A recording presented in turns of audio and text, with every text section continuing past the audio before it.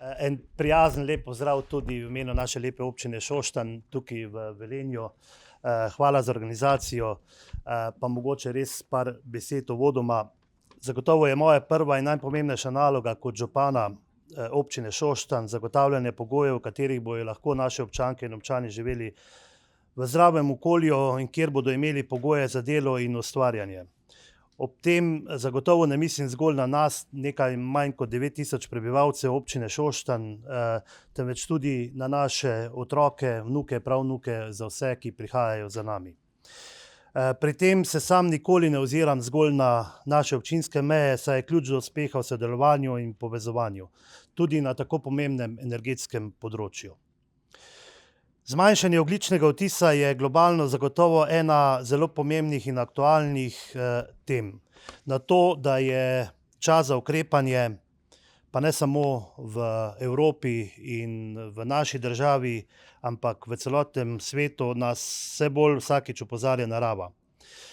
In zagotovo se moramo vsi skupaj zavedati, da ne moremo kot družba živeti mirno in zdravo v nekem bolanem ekosistemu. Dejstvo je, da smo si ljudje zgradili in ustvarili civilizacijo, civilizacijo pa vsi vemo poganja elektrika. Vsi si absolutno želimo zanesljivo, cenovno dostopno in okolju prijazno oskrbo z električno energijo. To pa je prav gotovo velik izziv energetske prihodnosti, ki vključuje postopno opuščanje fosilnih goriv, doseganje podnebnih ciljev ter zagotavljanje energetske neodvisnosti, ki je še kako pomembna tudi za našo lepo državo Slovenijo.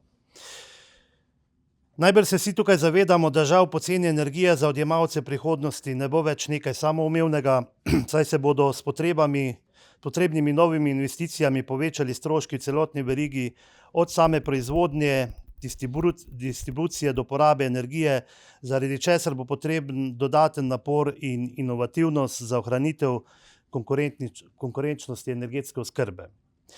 Vsem je tudi jasno, da opiranje zgolj na nizkoogljične energetske vire ne bo dovolj, zagotoviti moramo tudi kar se da učinkovito proizvodnjo, distribucijo in rabo energije, da bodo zagotovljeni pozitivni učinki tako na okolje, kot na konkurenčno in zanesljivost oskrbe, gospodarsko rast in tudi zaposlovanje. Da bi obstoječi način delovanja energetike lahko obrnili v trajnostnega in hkrati obdržali zanesljivost in konkurenčnost, bo potrebno izbrati strokovno utemeljene in dobro premišljene ukrepe ter naložbe v celoten energetski sistem. Slovenija bo morala v prihodnjih letih sprejeti ključne odločitve glede energetske prihodnosti. Ob kombinaciji obnovljivih virov energije in potenciala modularnih reaktorjev bi lahko dosegla trajnostno in varno energetsko prihodnost. Prav je, da se o tem pogovarjamo, zato se veselim današnje razprave oziroma tega tematskega posveta o tej še razvijajoči se tehnologiji, ki ima prav gotovo velik potencial za zagotavljanje nizkoogljične energije v prihodnje. Tako v svetu kot pri nas.